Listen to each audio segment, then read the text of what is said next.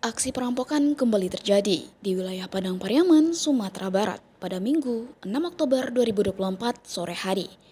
Peristiwa ini terjadi di Negari Limau Puroi, Kecamatan Lima Koto Timur, Padang Pariaman.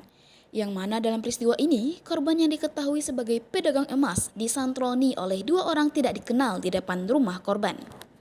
Sempat terjadi pembacokan, namun aksi rampok ini gagal mendapatkan harta benda korban karena pada saat kejadian aksinya diketahui warga hingga perampok melarikan diri.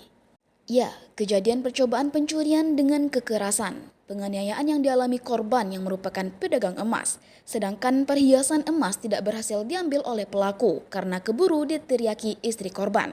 Tutur Kasat Reskrim Polres Pariaman, Ibtu Rinto Alwi, pada Senin 7 Oktober 2024. Dalam peristiwa ini, korban atas nama Ardiwis mengalami luka-luka pada bagian kepala akibat pukulan besi dan kini harus menjalani perawatan di rumah sakit daerah Pariaman. Saat ini korban sedang mendapatkan perawatan medis di RSUD Pariaman karena dipukul pada bagian kepala menggunakan besi oleh dua orang pelaku, ujar beliau. Dia menambahkan, dalam melakukan aksinya, pelaku melakukan pengintaian dengan menggunakan sepeda motor yang diketahui berjenis Yamaha NMAX.